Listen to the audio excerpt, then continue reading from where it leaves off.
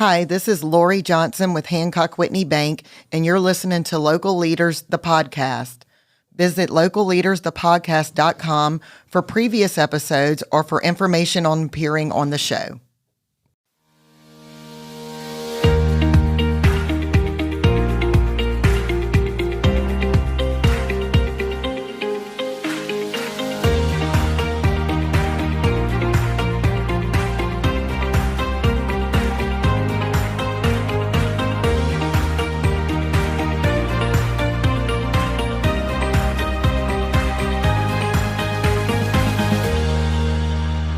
Hey everyone, and welcome back to Local Leaders of the Podcast. And I'm going to do something a little different with today's episode. I have a local, lifelong entrepreneur here on the show. He has had quite the journey thus far in life. So we're for sure going to discuss a little bit about several businesses that he owns and he has his hands in, especially here locally. But we're also going to discuss what he feels have been his keys to success thus far in his business and outside of his business as well. So first of all, with that, I want to welcome Gus LeBaron to Local Leaders of the Podcast. So first of all, welcome to the show. Thank you. Glad to be here. No stranger to podcasting. You've been doing a little bit of podcasting yourself? Yes, we got started about 6 months ago. We got our own podcast going on basically mainly just trying to educate and train and influence early entrepreneurs. Catch them early in life, yeah. Right? Mm-hmm. I'll make sure that I link your podcast to the description of my podcast. So hopefully some people will get something out of this and they'll go want to check you out. Maybe some younger people wanting to learn something before they're actually there in life and they have to figure it out kind of playing catch up. Hopefully they'll get something out of that. Now, today we're here to talk about you. You've had quite an interesting journey in life, and some of this we talked about pre-recording this podcast, and some of this I'm going to be learning on the fly, which is how I preferred it with you. So let's start out. Where are you from and born, and where were you raised, those sorts of things, early life? My story begins in Mexico. Born and raised up to 12 years old. Okay. So I was born on a farm in Mexico, growing up my whole life, working on the fields. Working hard. My father owned several hundred acres of farmland, planted corn, planted alfalfa for the cows. I mean, things like that. So I grew up country life my whole entire life. I really loved it, enjoyed it.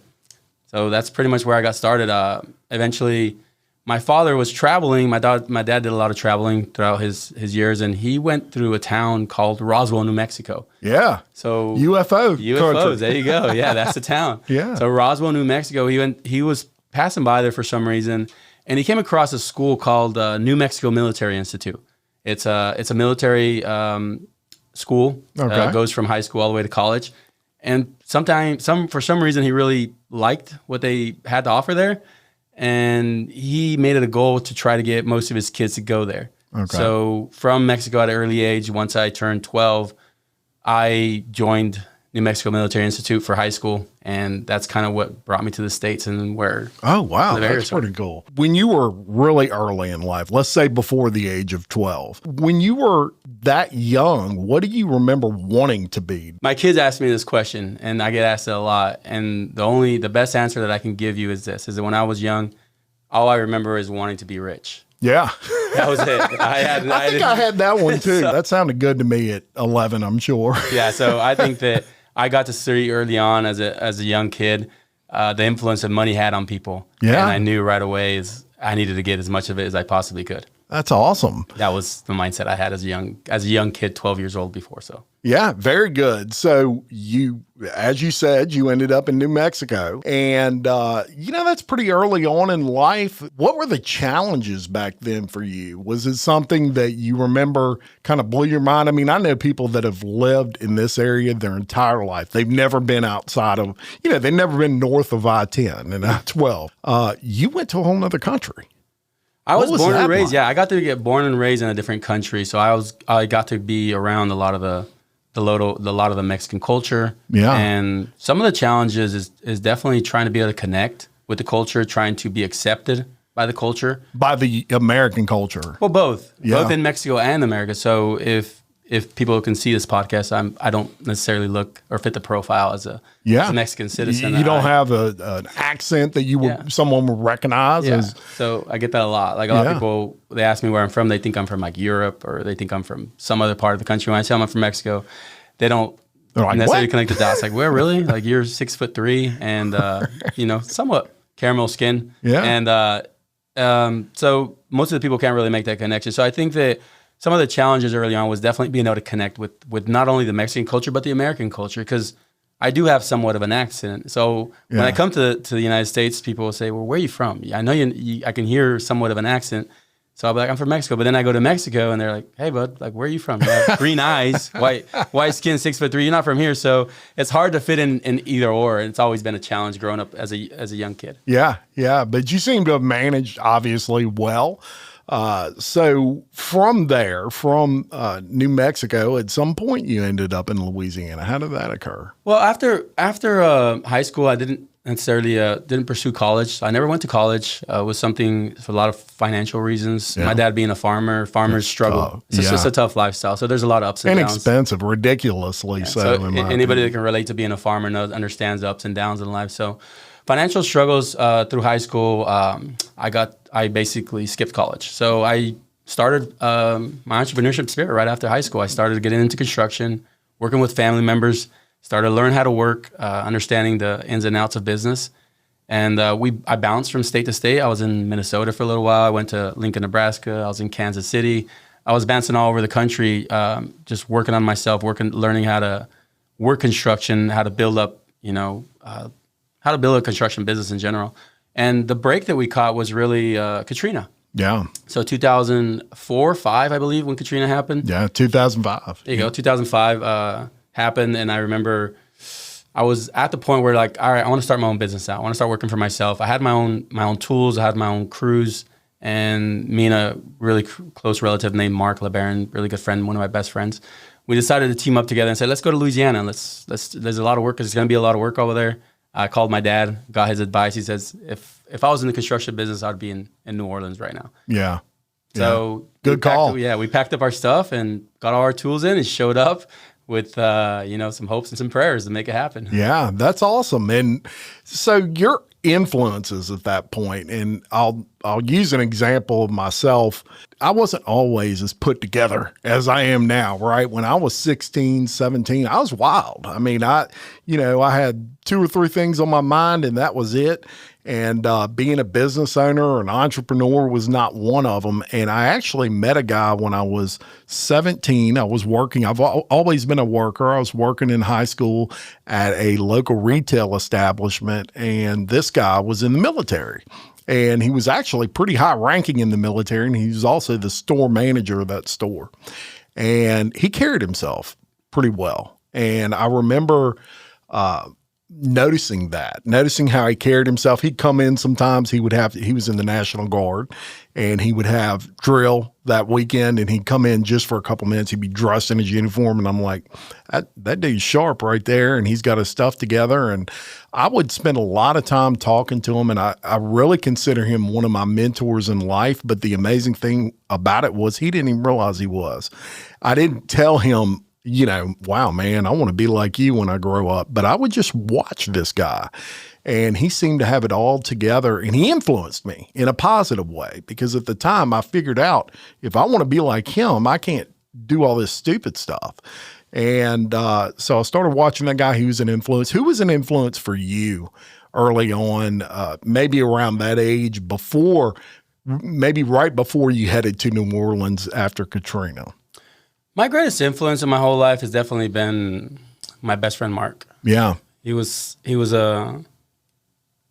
always been a moral compass. Yeah. To know when I was messing up and when I was doing right or wrong. Yeah. It's something a little emotional. Sure. But I get it. Father definitely struggled with my dad a lot growing up as a younger adult. Yeah. There was a lot of trauma, I guess you could say, as a younger, growing up with your father not being somebody you looked up to because a lot of the things that he was doing, so and so. Yeah. So there was definitely some childhood trauma that I had to get over a lot. So one of the pillars of my life has definitely been my best friend, Mark. Yeah. And that's is so important, I think, for someone, especially when they're struggling, they don't have anybody around them that maybe can motivate them would be a good word for it. In your example, I'm sure this guy motivated you. He seemed to be the voice of reason sometimes. And it was the same for me. That guy motivated me because I knew I was going down the wrong path, and this guy seemed to make all the right choices. And so you mentioned your podcast is about almost like mentoring young people and showing them, what the proper way to live a life in most instances. And I think that's something where a lot of people lack that from, these young people's perspective. Their influences are not typically people that are business owners and successful entrepreneurs. Usually it's what they see on YouTube or well, I don't want to say on YouTube because there's a lot of good shows on YouTube I watch, but music videos, maybe included. Something like that, yeah. Mentorship, a very important thing. So you take off, you go to New Orleans and great timing for sure. Anytime there's a disaster, you're going to have a need for construction. And when you get there, what happens? It was incredible. I mean, just mind-boggling to be able to see the damage to the extent that it was. I mean, we showed up to New Orleans, there was boats on the trees, cars. It was very sad to be able to see and witness such devastation. And at the same time, we were very thankful to be there because we knew that we could help and make a difference. And Amen. We were in a position where we knew nothing about entrepreneurship. We didn't know how to incorporate a business. We didn't know how to insure a business. We didn't know how to manage. We didn't know anything. So there was a lot of challenges up ahead.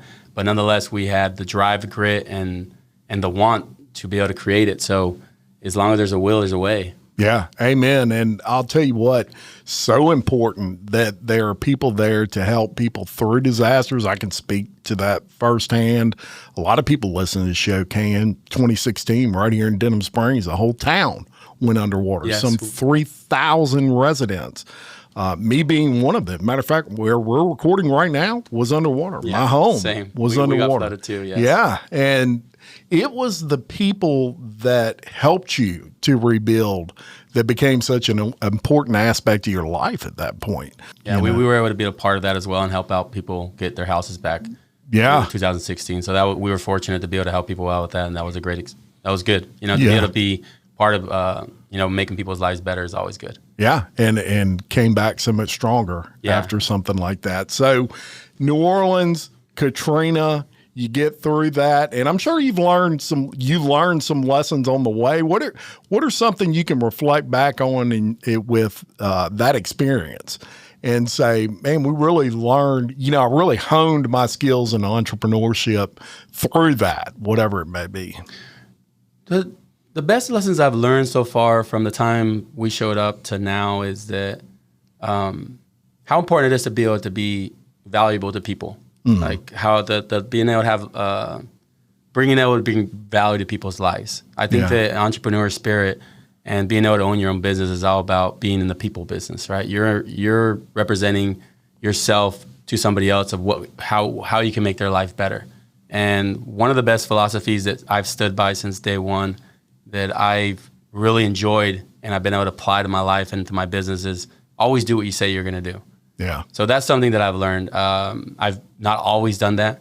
There's been times in my business when we got started off early, we told people we were going to do certain things that didn't get done. The communication was lacking. A lot of those ingredients in the recipe were missing. Yeah. And as I've gotten better, I've always, to this point now in my business, and I believe why we're successful now is because I follow that philosophy to its core. I do what I say, what I'm going to do. And if I don't, I let them know right away. Hey, I can't do this. Yeah. I need an extra day. I need an extra week. I need these extra tools.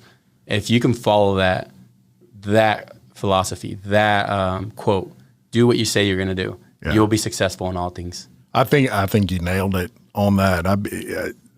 It'd be hard to argue with that philosophy, and I'll give you a quick example of the importance of something like that. Obviously, in a former life, I was somewhat in the construction business. I was on the paint aspect of things, the decorating side of things, and I helped manage a lot of companies, a lot of people just starting a lot of people would come to me and say, I want to start my own paint contracting business. Maybe they've been a painter for somebody else forever. And I had been in the business so long, they relied on me to kind of help them through that process. And I remember one guy in particular, speaking of Mexico, he was from Mexico, and man, he had it all. Very talented guy. And one day he calls me and he says, I got a problem. And I said, what? I need you to help me with this. I need you to call the customer. He's panicking. I said, well, what happened? He said, well, I quoted our price. We agreed on 1 coat of paint. And now she's coming back and saying we agreed on 2 coats. And I said, well, pull the contract and show her this is one. He says, no contract. No contract. I said, what do you mean no contract? He said, Mr. Jim, I didn't get her to sign anything. And I said, always get them to sign. And I said, it's not that it's you don't trust them or they don't trust you. It's communication. Yeah. Sometimes things just get lost in translation. This woman may be just trying to get an extra coat out of you, or maybe she really did misunderstand and thought it was 2 coats. If you don't have it in writing, you got to do the 2 coats. I mean, that's the only way you're going to satisfy her as a homeowner. And really, at the end of the day, it's on the business owner to make sure that stuff is in writing. And he learned a hard lesson on that. But to this day, I still communicate with him all the time. And he tells me I still get them contracts signed every time. And I make sure they know this is 1 coat or 2 coats. Yeah, and those are some of the things that we learned since we got here, Katrina, too, is trial and error of knowing what not to do is so important, right? Yeah. And you learn that by making mistakes. So I'm a big firm believer that if you're not making a lot of mistakes in life, that is a mistake. Yeah. You need to be making mistakes. So that's right. The more mistakes that you're making, it means that you're trying. Yeah. And the more you're trying, the more success you're going to have in life. So 100%. I'm always a big firm believer, and I tell this to my kids all the time, make mistakes. Make mistakes, learn from them. Make another mistake, keep learning from them. And understand that every single day you're going to keep making mistakes. Don't ever be unkind to yourself when you make a mistake. Yeah. Let yourself know, hey, I just made a mistake, and guess what? I'm going to make more tomorrow, and I'm going to make more the next day. I'm going to keep making mistakes, and guess what? I'm going to keep learning from them, and guess what? I'm going to become better because of them. That's 100% accurate. And look, you can't run a business without trial and error and making a mistake. The important thing, as you just said, is learning from that and not continuing to make the same mistake. One of the number one things that you said in business is communication, whether it's with your customers or your employees for that matter. And I want to shift to that for a second. And, one of the things with entrepreneurship is typically, especially in a business like yours, you have employees, you have people that work for you. Yes. How hard is that? How much of a struggle is it to find good people? It's a big struggle, Jim. Honest truth is when we just got started with our business, and we've been through a lot of ups and downs. However, I've already had a hard time hiring people. I always wanted to do everything myself. Yeah. It's like, hey, you have your business, and me and my wife have built this up since the ground up. My wife, I'm very blessed to have her in my life. She's been part of my team, and she's been a blessing in so many ways of being able to get me to where I am today. Yeah. And I say this because most of the time I was like, hey, it's just me and you. We don't need other people, right? Like we can build this, and it's the stress of having that mindset was so overwhelming at some point. I said, if we're going to scale, and we're going to grow as a business, and we're going to get big to where we want to be, we have to open up our doors to hiring more people. We have to grow. And it's scary, ain't it? It's super scary. Yeah. So scary. When I just started, I have a life coach, Becca, and I reach out to her, and I'm so out of my comfort zone. I'm so uncomfortable. And one of the things I've realized is that in business, you got to be comfortable with being uncomfortable. And I love that. Yeah. Get comfortable with being uncomfortable. And when I started having that mindset, when I started getting that frame of mind, state of mind, we started growing. We started growing. We started getting bigger contracts. We started getting more contracts. We started having to have more employees. And now we're to the point where I am able to have a certain level of freedom that I've never had before. Because I have this philosophy that I got from a great book. It's called Who Not How. And the philosophy is, if somebody can do your job 85% as good as you do it, let them do it. Yeah. Don't do that. And what I found out, though, through this process, that when I'm hiring these people to do certain tasks within my business that I don't want to do, they sometimes do it better. Yeah. I have about a handful of employees in my business that I honestly cannot do their job better. There's no way. And you'll start finding that out the hard way as you want to scale your business and grow it. Like take a leap of faith, right? Understand that people, for the most part, are honest. You know, you're watching all this negative news all the time and all these negative comments on Facebook. And overall, human beings are pretty honest and they want to help you. I mean, we want to help each other out. But if you get so caught up and listening to the news when they're reporting on 10% of a certain, race or demographic or population and using that 10% to categorize the whole entire race, you're going to be frightened, right? You're going to say, all right, these people are not to be trusted and these people are dishonest and these people are this. But you'll find out slowly but surely that people, for the most part, are good and are honest. Yeah. And I found that out the hard way because I've always had the mindset, trust nobody. That's right. Everybody's looking out for themselves. Nobody will do this. And as I've been growing my business in the last 10 years, and as I was hiring more and more employees, I started following this pattern that, hey, people actually overall want to do the right thing. They want to be honest. They want to do what they say they're going to do. There have been small instances where they don't, but I'm talking about 2%. Yeah, there's always an exception. Yeah, they're very, very minor. And those people, you can kind of see the red flags since the start.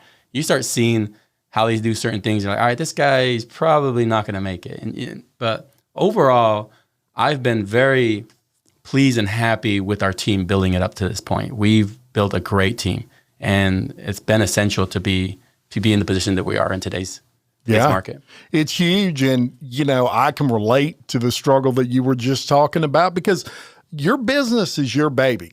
And you grew that baby. You and your wife grew that baby. And so your mindset early on is nobody, and it may be true that nobody is going to love it like you do.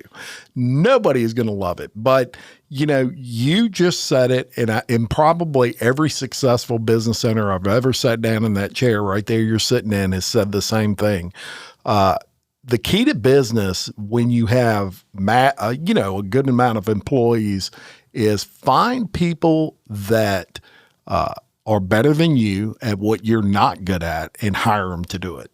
And as business owners, that's the biggest struggle because there is a little bit of ego with us that this is our business and we know how to do everything. And we may know the basics of everything, but certainly there's people out there that can do editing, for example, better than I can.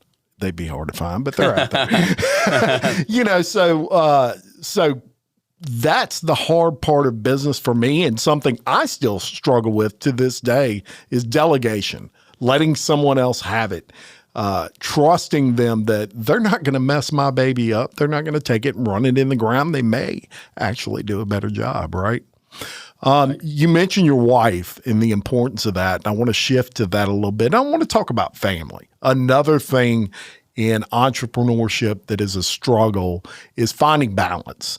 I will also be the first to admit that I'm probably out of balance. Well, not probably, I definitely am out of balance.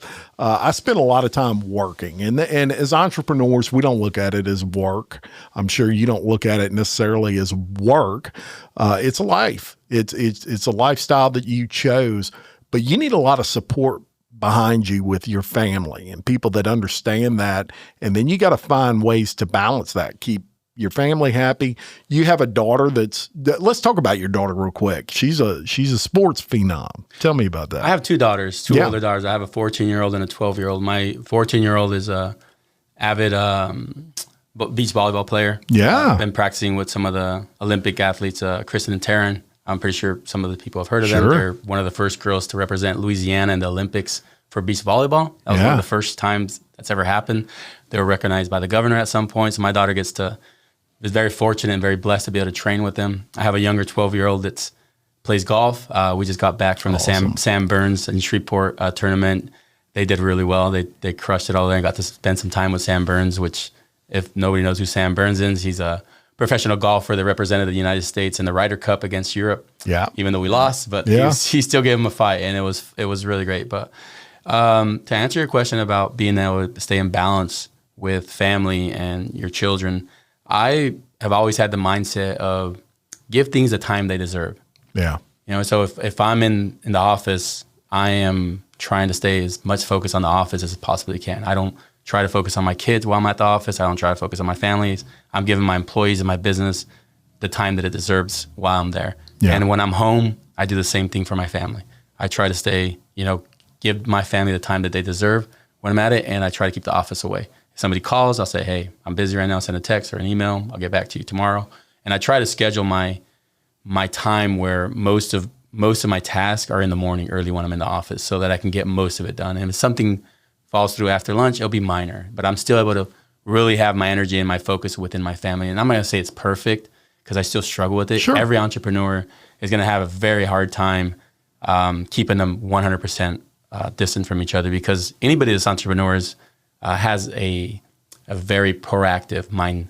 I mean, they're always trying to find solutions. They're trying to find solutions to problems that haven't even happened yet. Right. Every entrepreneur struggles with that. And that's why most entrepreneurs have struggled to have a hard time sleeping at night. Yeah. They have to be on medication or some kind of pills, because they can't stop that mind, because you're depending on you. You're depending on you. Yeah. You're not depending on, you're an employee, and you go to work and you're getting your check. And if you're an entrepreneur and you're not making those sales and you're not turning over those products or those services, you're going to go bankrupt, right? That's a lot of pressure. That's hard. It's a big boulder on your shoulders. And I think it's very important, if in life you really have to prioritize and separate those. That's so important. Otherwise, you're going to get burnt out real quick in this business. You're not going to last. That's right. Burnout is a real thing. It very, very much really is. Even when you love what you're doing. Yeah, no matter what it is, you're gonna find ways how to.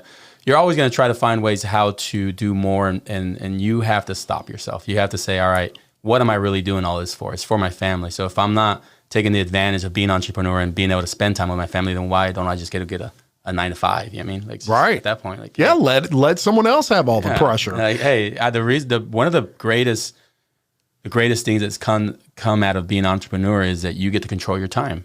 Yeah. And I really recommend anybody that's an entrepreneur is that try to figure out how to scale your business bigger. If you're still in that small mindset where I'm doing everything and nobody else can do it, you're losing out on a lot of freedom, a lot of finances, being able to have better opportunities to make more money. But when I find out that when we started scaling and I started hiring more people to do a lot of the things that I didn't want to do, I started finding out that I started having more and more freedom.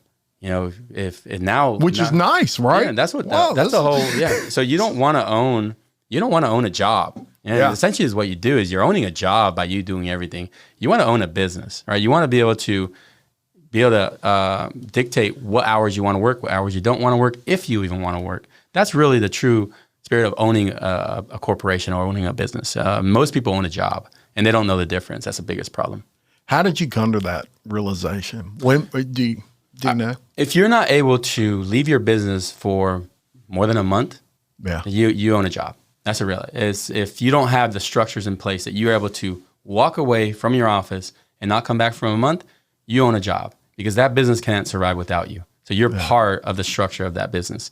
And by you being a part of it, it can't survive without you. If it can't survive without you, then you have to be a part of it, meaning that you are obligated to be there. That means that you own a job. You're an employee. Yeah. And the true spirit of being an entrepreneur, owning a real business, is being able to have a business that's bringing some of that mailbox money that you have zero tasks to do with it. And people just don't understand that.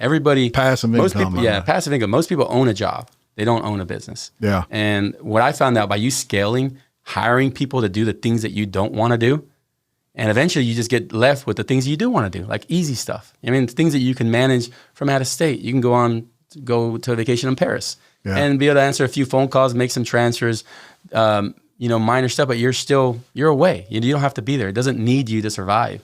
And most people will never understand that until they do it. Yeah. And I think the fear with a lot of business owners, there's a fear there of hiring people that may actually be a detriment to your business, right? They may be those sort of headaches that you got to deal with. But there's also a fear of, now I've got to pay this person. Now I've got even more responsibility. If something happens to me, and I'm not driving in business, I'm not hurting someone else's livelihood. Well, when you hire employees, now you've got a whole nother responsibility there because you want to pay them, right? They've got to get paid. Those jobs you're picking up now, you're splitting income in a way. You're not splitting it, but they're taking a certain percentage of your profit away from you. That's one outlet. That way, though. The way I look at it, anytime that I hire an employee, I look at it like I'm replicating myself. Like I'm making a copy of myself, and they're assigned to a certain task of the business that's essential. So you don't want to just be hiring people just to hire people. They have to have something for them to do. Sure. So I just look at it like I'm just replicating myself. So the more I can replicate myself, the more I can copy myself and paste, the more money I'm going to be able to make because, hey, I'm good at making money. Like I do well, right? So if you had, another one of you could be making 2 podcasts at a time, right? 3 podcast shows at a time, 4 podcasts, 5 podcasts. So I look at it the same way. I'm just copying myself. So if I'm able to get 1 contract now and I hire more people, now I'm able to get 2 contracts, now 3 contracts. Now we can do 20 contracts a year because I just replicated myself over and over again. So I don't know if that makes sense. Yeah, Hopefully it does. It actually does. Mm-hmm. And I've sometimes as business owners, at least in my case, I don't practice what I preach sometimes, and I know the right thing to do, but there's ebbs and flows in business, and very fortunate with my business that I've got more than I can handle, but that's also a problem because I have more than I can handle, right? So my option there is to either send business down the road or hire people to handle it.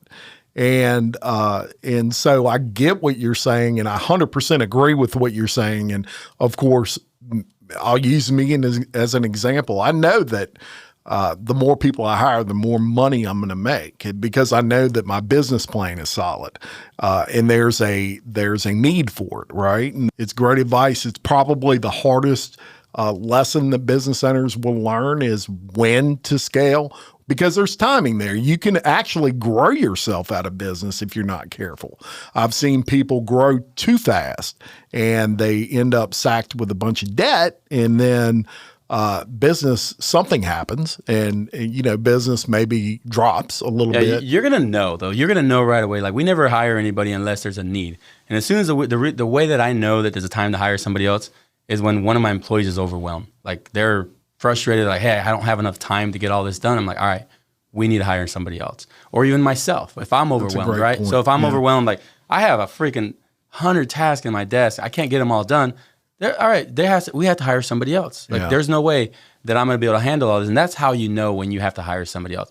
But I'll never hire somebody else unless there's the work there for them. But as long as the task is there, you need to be charging for it, right? Sure. You have to, because that's where the income is coming from. And if you're being overworked and you go bankrupt, it's because you never bid the project correct. You never added the right profit margins to your service, to your product. So it's all there. It's all categorized in your budget, and you just need to make sure that there's enough hours in there for it. And if one person's having to do way too many hours on a certain task, then you have to hire somebody else. And that's really where it comes down to. And that's how you're going to know when to hire somebody else. As I was building my business, I would start seeing some of my team members really overwhelmed, really stressed out. And I said, all right, we have to hire somebody else. And if it gets down to the point where our profit margin starts going down, then we got to charge more because this is what it takes to get this job done. And if we're having these struggles, so is my competition. There's no way around it. And my competition is not having this problem, is meaning they're going to get burned out and they're going to be out of business within a year or two anyways, because there's only so long they're going to be able to do this for. Yeah. So it all kind of falls into place at one point, but it takes confidence. It takes confidence and belief in yourself to be able to do it. Because I know that I struggled with it. There was a lot of therapy sessions with my life coach. I don't know what's going to happen. I'm going to go bankrupt because I had that same mentality that you're saying. My overhead's going to get too big. Too much overhead is never good. However, what I found out, though, as I hired more people and more employees, I also found the work for them to be able to fill in those gaps as we went growing. And it's just growing and growing and growing. And that's just a pattern that happened to fall on. It's like you have to be able to hustle out there and fill in their time work to make sure you keep them busy. Yeah. So wow. It fell into place pretty good. Your podcast in particular, you cover a lot on books and motivation. I guess you could say motivational business related books. Give me a couple of books, and you've already named one, but give me a couple of more books that you would say were kind of key, because I'm also like that. I take in a lot of literature on, I call it self-help, just just food for the mind, man. And I've always been a curious person, which makes sense with what I do for a living. What are some books you would say that's helped you along the way?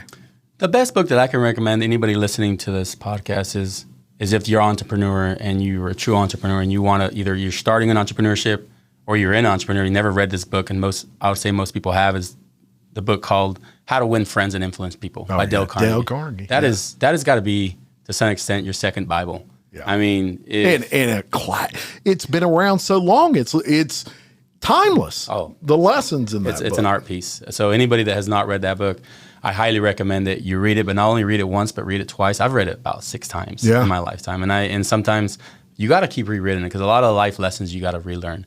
So that's been a really good book. So How to Win Friends and Influence People has been really key essential to be able to learn how to interact with people, how to socialize with people, how to do well in sales, all the above. There's another great book that I've read recently. So through the struggles of entrepreneurship, everybody deals with anxiety, overthinking, stress, all the above, right? There's just so much that goes into entrepreneurship and so many unknowns coming to you that it's hard to deal with them. There's a really great book, and I'm sorry, but I forget the name of the author, but the book is called Don't Believe Everything That You Think. That book was so good to deal with the anxieties of life. And it's a short book, 2 hours long.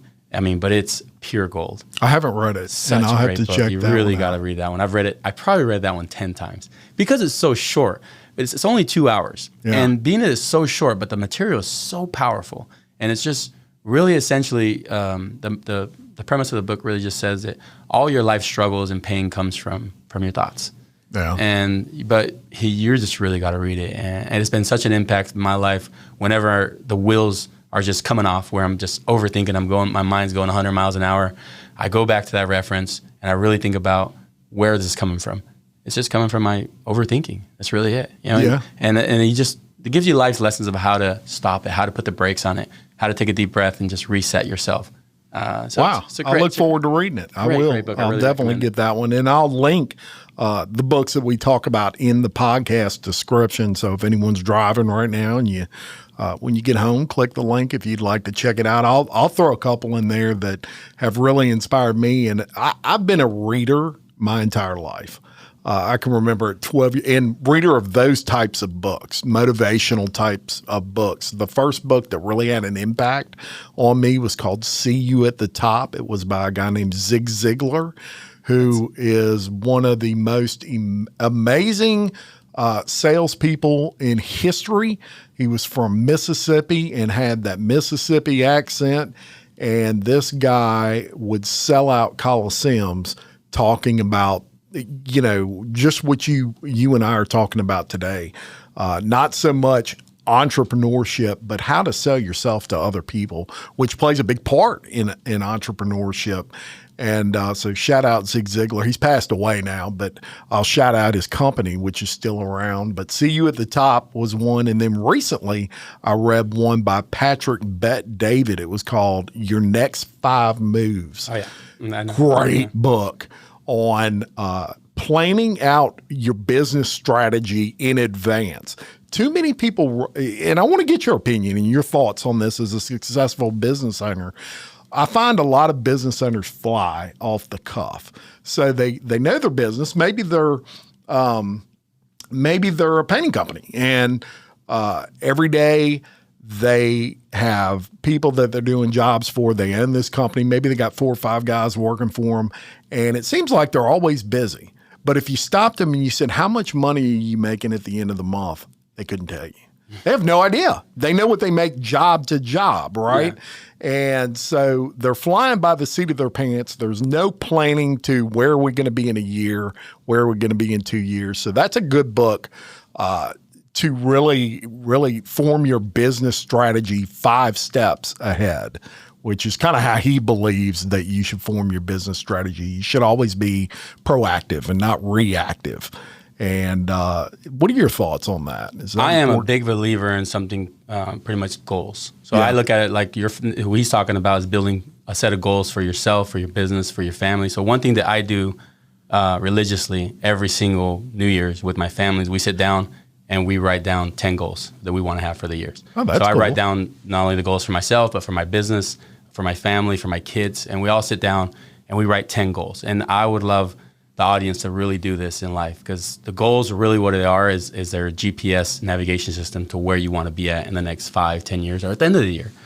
So I have 5-year goals, I have 10-year goals, I have 1-year goals, I have quarter goals. So to me, those are the next 5 moves, right? Like where are we going? What are we trying to accomplish and what are we doing? And anybody that's successful in life has implemented some kind of system where they're instilling these principles, goal setting.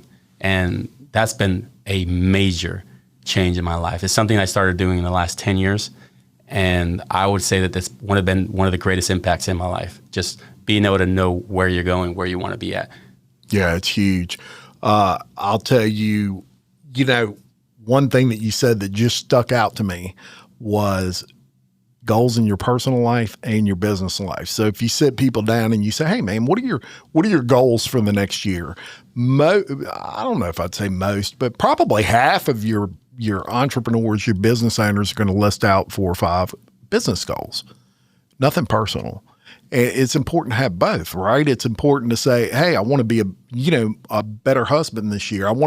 Maybe I want to do a date night. I want to set a goal to do a date night. Those are some of my goals. I have I date my wife 3 times a month, things like that. Exactly. Yeah. And that's so important. But I'll be the first to admit, most business owners, they don't put the importance on that personal stuff. And if your personal life ain't right, your business life ain't going to be right. So I have them right here. I keep them. Yeah, these are my second. They're my second Bible. I have my goals right there. These are my goals for the year.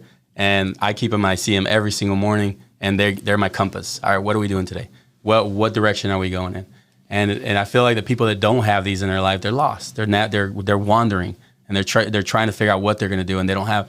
If you don't plan to fail. Yeah, really simple. Hey, make a plan or plan to fail. I love it, and it's true. Very true. It's true, and one of the things I've done is I actually, for the last 25 years, I've had this clipboard. I've had it from way before I had a podcast, when I was still working for somebody else. And I would carry this clipboard around, and every night I would sit down about, 6:30 or so, maybe after eating dinner, and I would write out everything I was going to do the next day. And it would be 10 or 12 things. And a lot, in my life, a lot of it was sales calls or whatever, or go see this customer, take this guy to lunch. And as I would do them, I would cross them off. The next day, I may only end up crossing off 6 of those things.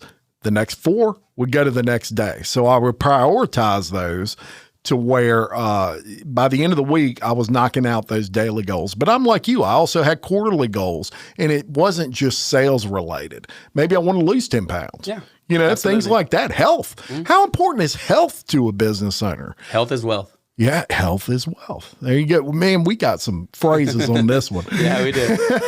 Some people are learning some stuff today. A rich man has many, many dreams, right? Has many wants, I guess you can say. But a sick person only has one. Yeah. And that is to feel better. That's it. Wow. True. And deep. Yeah. I mean, when you really think about that and you really get down to the nuts and bolts of it, that's a deep statement.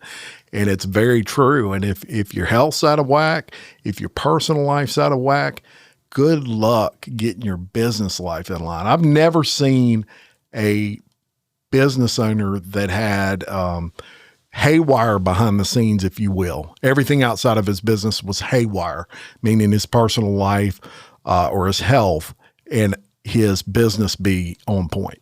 Never seen that, because usually one thing controls the rest. You got to learn, and I'm not preaching to people here, but you said it. You got to learn to leave your business stuff at work and don't bring it home. And sometimes that's hard. Especially if you've had a really tough day in business, but so important. Very, very, very important.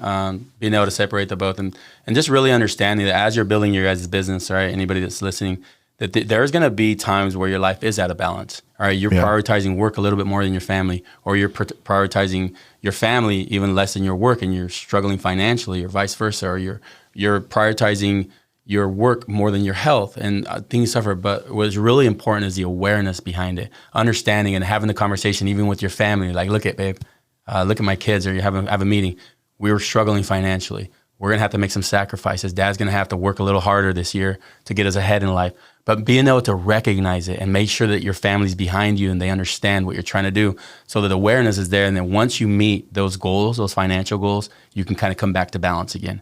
Or the same thing, hey, all right, I really sacrificed my health because I needed to get ahead. All right, I'm going to really take it easy with my business. Have a meeting with your team in your office saying, look, guys, I really need to take a little time for myself. I'm going to be taking off work a little early, getting off because I need to go to the gym. I need to go work out. I need to prioritize my health. But the awareness and the communication between your family, your team members at work, and even with yourself, that you're recognizing it. A lot of the people do this unconsciously, right? They don't even know. They don't even have a plan, again, behind it. So they're spiraling out of control, and they have no idea what's happening with their life. They don't know why, they have high cholesterol, type 2 diabetes. Their wife is leaving them. Their business is going under. It's because they've never really had the awareness behind it and being able to understand it. If they're going to be out of balance, at least be aware of it, understanding, hey, I know that I'm neglecting my family right now, but it's for a purpose and there's a plan behind it. And my family's aware of it and they're behind me and they're supporting me. Yeah. You have to be able to look yourself in the mirror and be honest with yourself. And hard for people, most business owners, and I think it's important for a business owner to have confidence. Ego is not always a bad thing. It's a bad thing when it's out of control, but ego is important in business, I find, because I think that ego drives how other people perceive you. And if someone, if you're someone that doesn't have a whole lot of self-confidence, that's going to stand out. And it's hard to get people to do business with someone that lacks self-confidence a lot of times. And so you got to be able to look yourself in the mirror sometimes and let go of that ego and say, hey, this is why this is failing. I'm not spending enough time here or there. And there will be times in business, as you said, where maybe you do need to dedicate a little more time to your business. Things change. One thing about any type of business, I don't care what business you're in, it's constantly changing. Things are coming out. There's, especially in the construction business, what was popular yesterday may not be popular today. I remember when faux finishes were all of the thing, and people were spraying drywall mud all over their sheetrock, and that was a beautiful decorative technique that not many people knew how to do, but it's gone away from that. So as a business, that's something, if you're good at that, you're going to have to change along with it. And, the best thing that people can do when it comes to the topic that you're talking about, as far as balance, and when things do fall apart and aren't going your way and you're missing your quotas and you're having struggles in life, the best mindset that I've been able to really apply to my life that's been the most helpful is going to this quote: "It's your fault." Yeah. If I take responsibility, whether it's my fault or not, I don't even care. If I lose that contract, if my wife leaves me, if my kid, is struggling, or if I'm, not winning in life in some general, if I tell myself it's your fault, immediately my mindset goes like, all right, if it's my fault, that means I can do something about it. That means I didn't do something that I can possibly do now to change the outcome. And most people these days, they have a mindset of, it's not my fault, it's his fault. And it's that person's fault, and it's the weather's fault, and it's world's fault, or whoever they want to blame. And instantly they become victims and powerless to their situation. So I believe that anybody listening to this, if you can apply that to your life, just anything that happens in your life, whether it's your fault or not, whether it's your kid failing school or your kids getting into drugs or whatever it is, just tell yourself, this is my fault, And as soon as you tell yourself that and you really truly say it to yourself and believe it, your mindset's going to go, well, if it's my fault, then I can do something about it. And if I can do something about it, I can change the outcome. And if I can change the outcome, I can stop this. Yeah. Jocko Willink wrote a book called Extreme Ownership. And it's very similar to what you're saying, where you have to take extreme ownership of your business, of your life, and you have to own the victories and the mistakes. Yes, that is good too. So one thing that's important is that, yes, when you're sitting in that jacuzzi at that 5-star resort, and you look around and you see your kids playing around, or you're with your girlfriend or whatever his life is treating you, just look around and say, this is my fault. Yeah. Do that as well. Don't just do the negative stuff. Do the positive as well. I love that. And I do that as well. I look around and I wake up in the morning and I see my baby boy in the bed, and I see my wife, and I see my house, and I tell myself, hey, this is your fault. You did this. Yeah, that's right. Let's talk about your business quickly. You're in Denham Springs. KOS Drywall? KOS Drywall and Painting, yes. We're right here. Our office is right here on Pete's Highway, right behind the Walmart. And y'all do primarily drywall and painting or all of the above? We do all of Division 9 of the plan. So we do everything from metal stud framing to suspended ceilings, ACT ceilings, drywall, painting. Commercial, residential? We do some commercial, we do some residential. So we do a little bit of both. We do some multifamily, things like that. So that's pretty much what most of our business does. If anybody needs a drywall repair, please don't call us. We'll call if you get a hole in the wall. I get every year during Christmas time, we get phone calls. Hey, we're up in the attic getting our Christmas tree, and my husband stepped through the ceiling. I'm like, I'm sorry, but we don't really kind of do that too much. But we tackle most of the larger projects around the country. Do a lot of the, the housing shortage. So there's a lot of apartment buildings going up, and we tackle a lot of those bigger projects. And we recently just opened also an electrical company. So that's something we could help you out. If you're building a new home in the area and you need an electrical quote, please give us a call. So that's something we're excited about. We just teamed up with Kentech Electric, with Steve Saloom. We got him on the team, and we've been working together now. So any electrical needs, residential, commercial, we're happy to help you guys out with that. Yeah. And so on that electrical side, I want to talk about that for a second. So if it's new construction, do you deal with the electrical on that end too, or is it just existing homes where maybe they need a panel switch out or something? We're mainly just doing the new construction, mainly the new construction and anything new construction, commercial, small retail, anything to do with new construction. The smaller stuff we don't really mess with too much unless it's a favor or something for one of our customers, we'll do it. But we're prioritizing mainly new builds. I got a lot of builders listening to this show. I love a lot of them, big builders too. So y'all give that company a shout, and if you send me the link, I'll link that in the description as well. Awesome. Yeah, we'll put the website on there. Make it easy. Yeah, exactly. One more thing before we get out of here that I want to talk about specifically. And it's kind of going to be a circle back, but it's important. Look, one thing that I have stood on a pulpit about, if you will, is the importance of trades today. And I speak from a lot of experience because I believe that a good electrician or a good drywall guy or a good painter or a good framer, those in and of its core are talents. Okay. I have seen probably in the last 10 years a shift to where you used to have, and I'll use painters because that's what I dealt with, where you used to have these old school painters that were just, it was art to them, and they were just great. There has been a shift to a quality reduction in some cases with some of those industries. And I think a lot of that, there's such a push towards college that the trades have suffered because of it. And look, there's some people out there, if you're going to be a heart doctor, go to college, get your medical degree in heart surgery. I don't want anyone operating on my heart that doesn't have a college degree or a medical degree. There is a serious lack in the trade field of qualified people in trades. And I think some of that is caused because parents push college to people that they may just not be made for college for whatever reason. It has nothing to do with brain power. They may just not like school too much, and maybe they're a talented framer, or maybe they're a talented painter. And these are where your entrepreneurs are being born. If you're gonna grow up to own a construction company, I guess you could graduate in construction management and take that route, or you could be someone like in your case, rather than go the college route.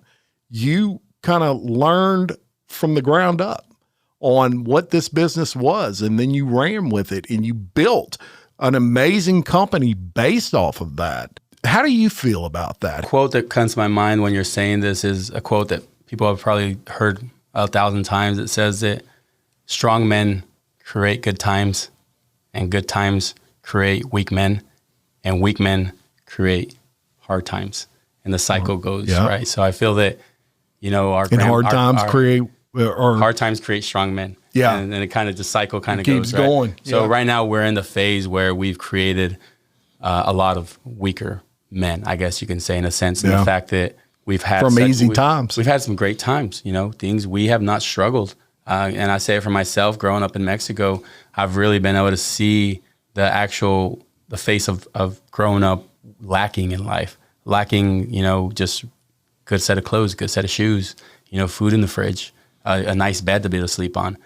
So I feel that a lot of the younger generations have grown up with having so much that it's made them weak in a lot of sense. And now they're seeing you're having to also, you throw in there things like social media where they see these kids, making millions of dollars just making YouTube posts or drop shipping on Amazon or things. So the incentive is not there, right? Like, do they really want to go sweat out in the sun and build a house and framing when they're seeing their buddy, making hundreds of thousands of dollars? Gaming. Yeah, there you go. Even gaming. Yeah. So we're creating a generation of definitely weaker men. We need to definitely, one of the advantages that I had as a younger adult, my dad always did for me, is during the summers and summer after school, I would go work in construction with my uncles or my brothers, and I was out there hustling. So I got to learn a trade at a younger age that I was able to apply later on in my life to build a multi-million-dollar business debt-free, no debt, right? So I think that if you as a parent and you do have a younger kid, send them with their uncles to go frame, send them to go, roof, do electrical work, HVAC work, have them instill how to have that trade in case they ever need it one later, how to weld, things like that. And have them do it in their summer and their time off, and that's what my dad did for me. I was either working on the farm or I was either working in construction in the United States during my summers. And when I became an adult, I was able to use those skill sets to be able to build a multi-million-dollar company. And I love it. It was something that was really good for me. And I don't feel that we're doing that for the younger generation. I feel it might come and bite us. Yeah, I agree. I agree with that 100%. And, work ethic is nothing to be taken lightly in the entrepreneurship field. When you first start, you're going to have to work. You're going to have to build it. And the sharks are going to be out there and they're going to be biting at you. And you've got to be able to weather that storm. And a lot of that work ethic is built when you're 8 years old, 9 years old, 10 years old. Look, I can tell you, I was never given anything in life. I can remember when I was 12 and I wanted to go to a movie with my friends. My dad would expect me to cut the grass or other things, around the house to give me $2 to go to a movie. I'm old. It was cheap back then, but it built something in me. And let me tell you one thing, I ain't afraid to work. And I credit my work ethic with about 50% of any success that I've had. Because I've always been one to say, you may be smarter than me, may be better looking than me, but you ain't going to outwork me. There you go. It ain't going to happen. Yeah. And it's been a blessing. I was blessed with that, but I agree with you that I think some of the younger generation just haven't experienced that. It's fell off. So it's up to us as an older generation, maybe, to mentor those kids. One thing I will credit Livingston Parish, Louisiana for is some of our schools now have trade programs, high schools. I know Walker High School has a phenomenal welding program. You brought up welding. They have that there. So what do you think, man? Any final thoughts? Anything else you want to say before we get out of here? No, I just want to really thank you for having me on the show. Oh, man, I enjoyed it. We could talk for 4 hours in here. Yeah, I agree. I really want to just finish off with just anybody that's listening, if you guys need any help with your guys' electrical or drywall work, definitely give us a call. I'm very fortunate to be part of this company now and being able to build it up as I was. I remember early on when we wanted to name the company, I remember. Oh, I did want to talk about it. I'm glad you brought that up. I was thinking about, a name for it. And the company is named KOS. And everybody always asks me, what does KOS stand for?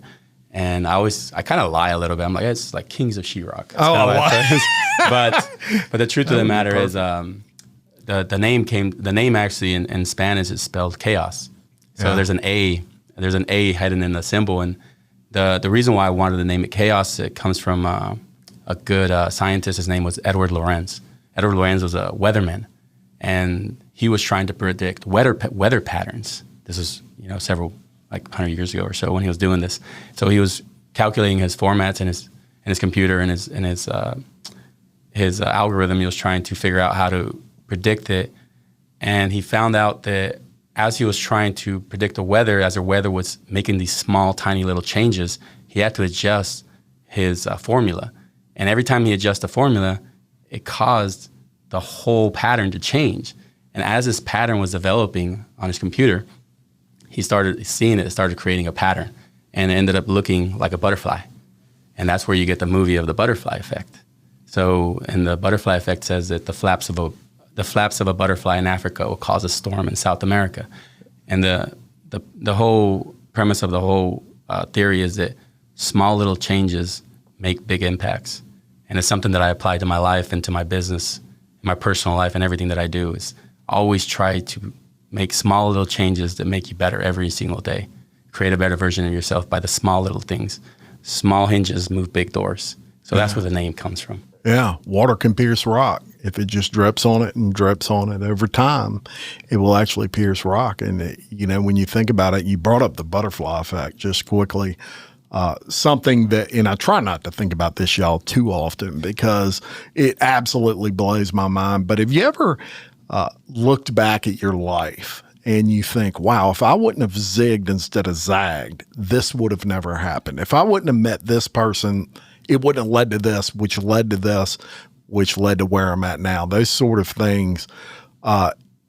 Sometimes the smallest interactions or the smallest experiences, you can literally trace back your life to that and say, if this wouldn't have happened, I wouldn't be here. I do that all the time. Isn't that crazy? Oh, yeah. I don't even like thinking about it sometimes because I'm like, man, it just blows my mind. But life is it's a blessing, and it's also something that I don't think people take a lot of time to look back and really look at what led them to wherever they are. But there's so many little things that just lead you. You just got to be open to accepting that. So I think that some people got some stuff out of what we talked about today. I hope so. I'm going to link everything we talked about in the description, but I do want to say this is why Local Leaders of the Podcast, regardless of all the other things that I do, and I've been very blessed that this business grew wings and I was able to branch off and do other aspects of media.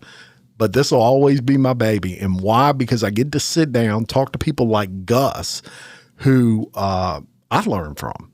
And you're never too good in business or too experienced in business or too old for that matter to learn. And so I appreciate you coming on. And I got something out of today. So I'm hiring 15 people when we look. I love it. So I appreciate you coming on. We'll link everything in the description. If you ever want to come back, just let me know. And look, if y'all enjoyed this, comment in the description and go follow Gus's podcast. I'm going to put that in the description as well. And they're talking about all kinds of good stuff every week on that show. So thank you so much for coming on. And until next time, reminding all of you to love your community, support local business, and keep leading. Thank you very much.